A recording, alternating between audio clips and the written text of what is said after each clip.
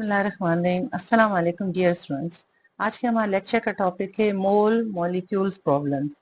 इसके हम प्रॉब्लम्स करेंगे मोल्स मॉलिक्यूल्स के, किस तरह से हम मोल्स को फाइंड आउट करते हैं, कैलकुलेट करते हैं और मॉलिक्यूल्स को किस तरह से कैलकुलेट करते हैं।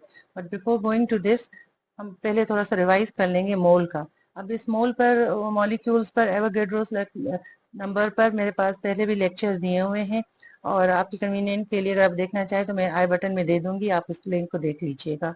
तो अब मोल को देखते हैं। मोल क्या होता है? The atomic mass, molecular mass and formula mass of a substance expressed in grams is known as मोल।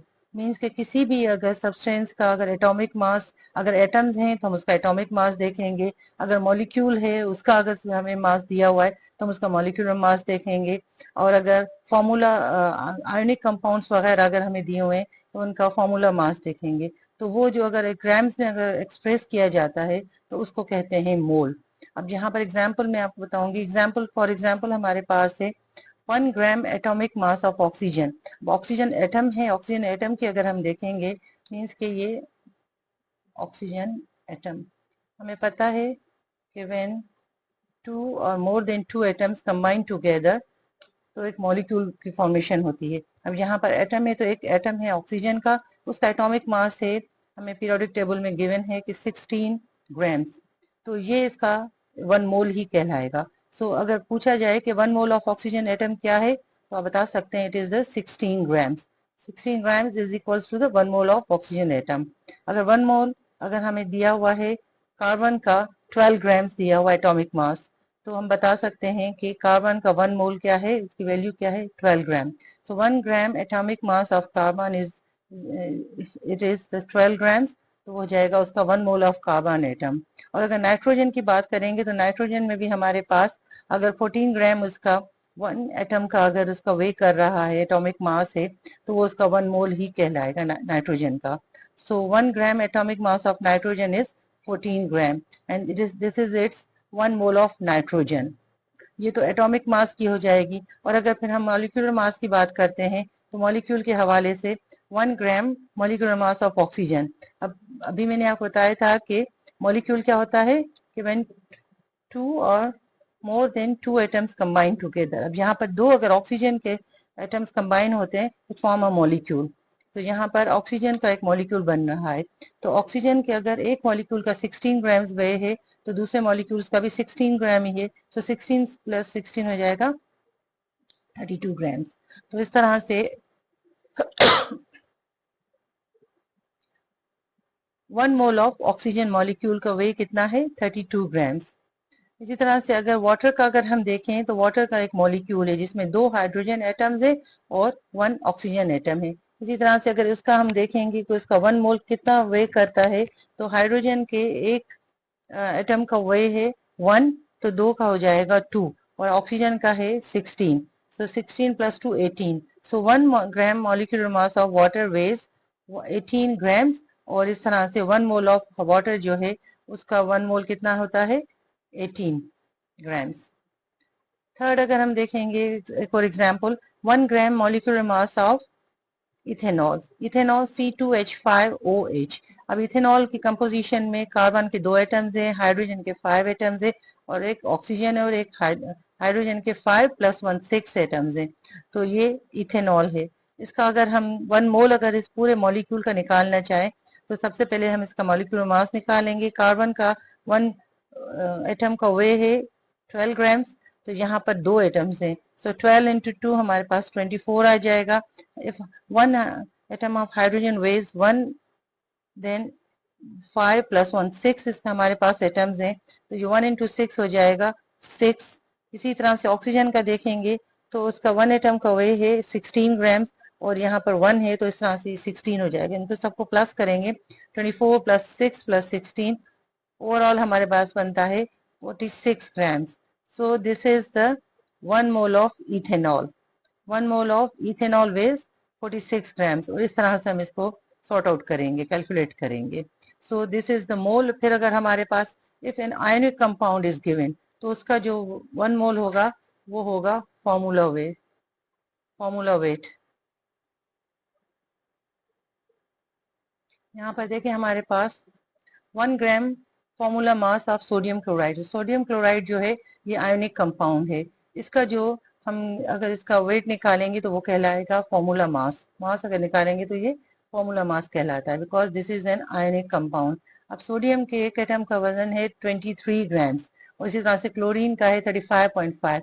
दोनों को अगर प्लस करेंगे तो सोडियम क्लोराइड का हमारे पास आ जाएगा 58.5 gram, and this is its 1 mole of sodium chloride. ये देखिए सोडियम क्लोराइड का 1 मोल कितना होता है 58.5 ग्राम्स। फिर हम दूसरा एग्जाम्पल लेते हैं 1 gram formula mass of calcium carbonate. Calcium carbonate ये भी आयनिक कंपाउंड, हमारे पास कितना हो जाएगा, कैल्शियम का 40 है, 40, कार्बन का 12 है, ऑक्सीजन हमारे पास 16 है, यहाँ पे 3 एटम्स है, तो 16 इंटू 3 48 हो जाएगा। सो 40 प्लस 12 प्लस 48 हमारे पास टोटल 100 ग्राम। सो 1 ग्राम फॉर्मूला मास और 1 mole of calcium carbonate is 100 grams. So इस तरह से फॉर्मूला जो बनता है मोल्स का, नंबर ऑफ मोल्स को फाइंड आउट करने का, the given mass of substance, given mass जो भी हमें दिया जाएगा मास। अब हम जब प्रॉब्लम्स करेंगे तो उसमें आपको और सही तरीके से अंदाजा हो जाएगा कि किस तरह से इसको पुट करेंगे वैल्यूज को इन फॉर्मूलाज में। सो given mass of substance upon molar mass of substance. Molar mass में हमारे पास मॉलिक्यूल गिवन है, मॉलिक्यूलर मास हो जाएगा। ये आयोनिक कंपाउंड गिवन है, फॉर्मूला मास हो जाएगा। और अगर एटम गिवन है तो एटॉमिक मास हो जाएगा। जो भी होगा हम उसमें पुट करेंगे। तो इस तरह से हम नंबर ऑफ मोल्स को निकाल सकते हैं। अनदर फॉर्मूला है कि अगर हमसे पूछा जाए मास ऑफ द सब्सटेंस क्या है, तो मास ऑफ सब्सटेंस निकालने का क्या तरीका है, mass of substance in grams is equals to number of moles हमें दिए हुए होंगे into its molecular mass. Molecular number of moles जितने भी गिवन हो उनको मॉलिक्यूलर मास से मल्टीप्लाई करेंगे तो हमारे पास मास ऑफ द सब्सटेंस आ जाएगा। सो ये दोनों फॉर्मूलाज जो हैं ये आपने याद भी रखने हैं फॉर कैलकुलेटिंग द प्रॉब्लम्स। अब आते हैं प्रॉब्लम की तरफ। नंबर 1 प्रॉब्लम हमें है, हमारे पास है how many moles are present in 40 grams of sulphuric acid. कि सल्फ्यूरिक एसिड के अगर हमारे पास वजन दिया हुआ है या उसका सब्सटेंस का जो मास दिया हुआ है 40 ग्राम्स दिया हुआ है सल्फ्यूरिक एसिड का, तो हमें नंबर ऑफ मोल्स को फाइंड आउट करना है। सॉल्यूशन में सबसे पहले तो हम ये देखेंगे to find the number of moles. Number of moles मालूम करने के लिए हमें फॉर्मूला के लिए चाहिए इसका मॉलिक्यूलर मास। तो मॉलिक्यूलर मास के लिए हमें क्या करना है, सबसे पहले मॉलिक्यूलर मास को फाइंड आउट करेंगे, बिकॉज हमारे पास नंबर ऑफ मोल्स हमने अभी पढ़ा था कि फॉर्मूला है given mass of the substance divided by the mass of the molar molecular mass और molar mass of the substance. तो यहाँ पर given mass of the substance हमारे पास ये है 40 गिवन है और मोलर मास हमने उसको फाइंड आउट करना है। सो इस तरह से molecular mass of sulphuric acid अगर फाइंड आउट करते हैं तो हाइड्रोजन के एक एटम है, एटॉमिक वेट हमें पता है 1 है, यहाँ पर 2 है, तो 2 से मल्टीप्लाई करेंगे, 2 एटम्स हैं तो 2 हो जाएगा। इसी तरह से सल्फर वेज 1 एटम 32 ग्राम्स और यहाँ पर 1 है, तो 32 इंटू 1 32 हो जाएगा। ऑक्सीजन का 1 एटम वेज 16, तो यहाँ पर 4 एटम्स हैं, तो 4 से मल्टीप्लाई करेंगे 64, इन सबको प्लस करेंगे तो हमारे पास आ रहा है 98 gram. So the molecular mass of the sulphuric acid हमारे पास निकला, क्या कैलकुलेट किया, 98 ग्राम्स पर मोल। ये यूनिट्स आपने जरूर लिखने हैं, इसमें भी मार्क्स मिलती है, अगर आप यूनिट नहीं लिखेंगे तो मार्क्स कटती हैं, तो इसीलिए यूनिट्स को बहुत ध्यान से लिखें। सो the molecular mass of sulphuric acid is 98 grams per मोल। अब हमने मालूम करना है जो एक्चुअल हमसे पूछा गया है नंबर ऑफ मोल्स।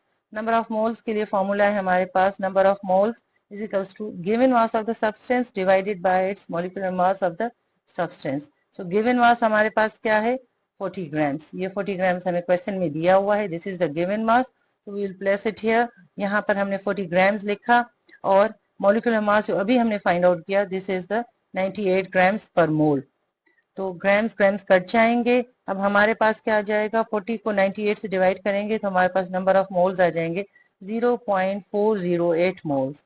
सो ये हमारे पास इसका आंसर निकला है। अब सेकंड प्रॉब्लम पे आते हैं।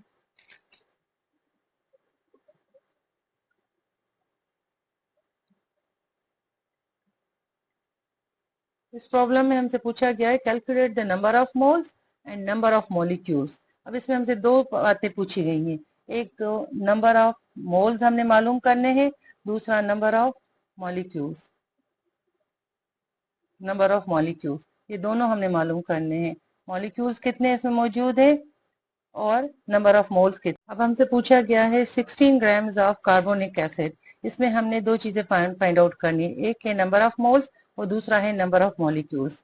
सबसे पहले हम मालूम करते हैं, calculate the number of moles in carbonic acid. Carbonic acid में हमें कितना दिया हुआ है, 16 ग्राम्स में कितने नंबर ऑफ मोल्स हैं और कितने नंबर ऑफ मॉलिक्यूल्स हैं। Number of moles find out करने के लिए हमें मॉलिक्यूलर मास चाहिए, उसके लिए हम कार्बोनिक एसिड में देखेंगे हाइड्रोजन कितने, दो एटम्स मौजूद हैं, तो एक हाइड्रोजन का आइटम वे करता है 1, यहाँ पर दो मौजूद हैं तो 1 इंटू 2 करेंगे 2 आ जाएगा। कार्बन का एक एटॉमिक वेट जो है 12 है और यहाँ पर 1 ही है, तो 12 इंटू 1 12 हो जाएगा। ऑक्सीजन 3 एटम्स हैं, 3 एटम्स हैं और 1 weight 16 atomic group, atomic weight, तो 16 इंटू 3 48 हो जाएगा। इन तीनों को प्लस करेंगे, हमारे पास आ जाएगा molecular mass of the carbonic acid is the 62 grams per mole. Formula में पुट करेंगे, नंबर ऑफ मोल्स हमारे पास फॉर्मूला है, mass of the substance, molecular mass या molar mass of the substance. Mass of the substance हमें कितना given है, 16 grams, हम वही पुट करेंगे यहाँ पर 16 ग्राम्स, और molar mass of the substance हमने यहाँ पर भी कैलकुलेट किया विच इज 62 ग्राम्स, तो 62 ग्राम पर मोल हमने इसको इसमें से डिवाइड करना है वैल्यूज पुट करने के बाद। ग्राम ग्राम कट जाएंगे, 16 को आप 62 से करेंगे, आंसर कम 0.258 मोल्स। तो ये हमारे पास नंबर ऑफ मोल्स जो हैं वो कैलकुलेट हो गए। नाउ इसका सेकंड पार्ट में हमारे पास क्या है कि नंबर ऑफ मॉलिक्यूल्स को कैलकुलेट करना है। अब नंबर ऑफ मॉलिक्यूल्स हमारे पास क्या होते हैं कि एवोगैड्रोस नंबर जो होते हैं वही हमारे पास उसमें कैलकुलेट करेंगे तो नंबर ऑफ मॉलिक्यूल्स हमारे पास आ जाते हैं। किस तरह से, calculate the number of molecules for the carbonic acid. इसका फॉर्मूला है, नंबर ऑफ मॉलिक्यूल्स के लिए नंबर ऑफ मोल्स जो अभी कैलकुलेट हुए इनको मल्टीप्लाई करेंगे एवोगैड्रोस नंबर से। एवोगैड्रोस नंबर में कितने होते हैं, 6.022 into 10⁻23 मॉलिक्यूल्स पर मोल। ये हमारे पास फिक्स नंबर है एवोगैड्रोस नंबर का। अब ये यहाँ पर इसकी वैल्यू पुट करेंगे। अब सबसे पहले क्या करेंगे, number of molecules for carbonic acid, ये फॉर्मूला गिवन है, फॉर्मूला में हम वैल्यूज पुट करेंगे। नंबर ऑफ मोल्स अभी हमने फाइंड आउट किया था 0.258 मोल्स, ये भी जो हमने कैलकुलेट किया था, और यहाँ पर एवोगैड्रोस नंबर की वैल्यू 6.022 into 10⁻23 मॉलिक्यूल्स पर मोल। मोल मोल कट जाएंगे, इस तरह से हमारे पास जो वैल्यू आ जाएगी इन दोनों को मल्टीप्लाई करने के बाद, it is 1.55 into 10⁻23। This is the molecules, means के कार्बोनिक एसिड के 16 ग्राम्स में कितने नंबर ऑफ मॉलिक्यूल्स हैं, 1.55 into 10⁻23 मॉलिक्यूल्स। अब सेकेंड इसके पार्ट में आते हैं, हमसे दूसरे जो पूछा गया था वो है कि 20 ग्राम्स ऑफ ग्लूकोज। सेकेंड है हमारे पास 20 ग्राम्स ऑफ ग्लूकोज C6H12O6। इसमें नंबर ऑफ मॉलिक्यूल्स भी मालूम करने, नंबर ऑफ मोल्स भी मालूम। अब सबसे पहले स्टेप नंबर 1 में हम कैलकुलेट करेंगे number of moles of glucose, जिसमें हमारे पास कार्बन के 6 एटम्स हैं, हाइड्रोजन के 12 हैं और ऑक्सीजन के 6 हैं। तो इसमें हमारे पास नंबर ऑफ मोल्स करने के लिए हमें पता है कि फॉर्मूला में हमसे पूछा जाए जो वैल्यू पुट करनी होती है वो होती है मॉलिक्यूलर मास की। तो मॉलिक्यूलर मास कैलकुलेट करने के लिए कार्बन के 6 एटम्स हैं तो 1 एटम ऑफ कार्बन वेज 12, तो इस तरह से 6 इंटू 12 हो जाएगा 72। हाइड्रोजन जो है उसके 12 एटम्स हैं और एक एटॉमिक वेट, हाइड्रोजन का एटॉमिक वेट है 1, तो 1 इंटू 12 12 हो जाएगा। इसी तरह से ऑक्सीजन के 6 एटम्स हैं, जब 6 एटम्स हैं तो 1 एटम वेट 16, तो 16 इंटू 6 हो जाएगा 96। इस तरह से तीनों को प्लस करेंगे तो इसका मॉलिक्यूलर मास ऑफ C6H12O6 का हमारे पास आ जाएगा 180 ग्राम्स पर मोल। फिर हम इसको इस वैल्यू को हम फॉर्मूला में पुट करेंगे। फॉर्मूला हमारे पास नंबर ऑफ मोल्स का है, molar mass of the substance या given mass of the substance divided by its molecular mass of the substance. अब मास ऑफ द सब्सटेंस हमें कितना गिवन है, this is the 20 grams. 20 grams हम यहाँ पर पुट करेंगे और molar mass of the substance हमने अभी कैलकुलेट किया था which is 180 grams. So 180 grams per mole हमने यहाँ पर रखा। ग्राम्स ग्राम्स को काट देंगे और 20 को अगर 180 से अगर आप डिवाइड करेंगे तो आंसर आ जाएगा 0.111 मोल। सो हमारे पास 20 ग्राम्स ऑफ यहाँ पर ग्लूकोज के जो मोल्स निकले हैं, नंबर ऑफ मोल्स, वो हैं 0.111 मोल्स। अब इसका सेकंड पार्ट हमारे पास है कि नंबर ऑफ मॉलिक्यूल्स को कैलकुलेट करना है। नंबर ऑफ मॉलिक्यूल्स को कैलकुलेट करने के लिए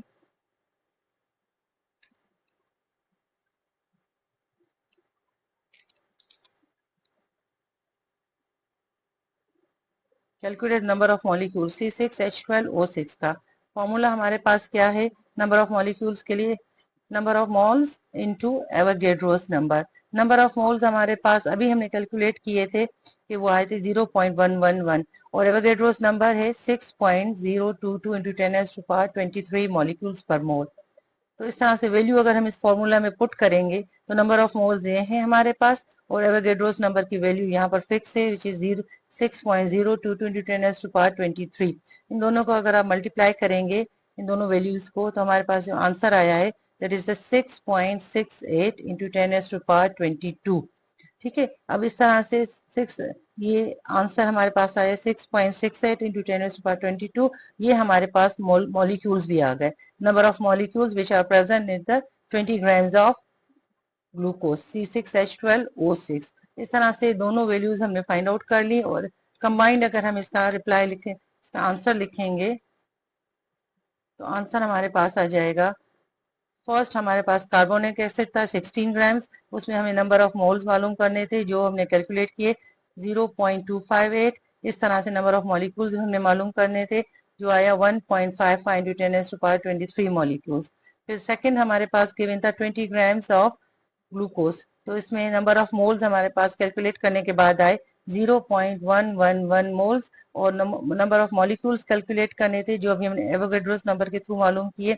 Avogadro's number multiplied by the number of moles जो हमने अभी निकाले थे, तो दोनों को मल्टीप्लाई करने के बाद आंसर आया 6.68 इंटू 10⁻22 मॉलिक्यूल्स। इस तरह से दोनों प्रॉब्लम से हमने सॉल्व कर लिए हैं। नंबर ऑफ मोल्स भी हमने देखे, नंबर ऑफ मॉलिक्यूल्स भी देखे। होपफुली आपको समझ में आया होगा। Thank you dear students, Allah हाफिज। Hi. If you like this video, please click the thumbs up icon. If you're new to the channel, please subscribe and do click on the bell icon so that every new video notification reaches you promptly. Share this video to spread the knowledge. And do share your comments as I read every one of them.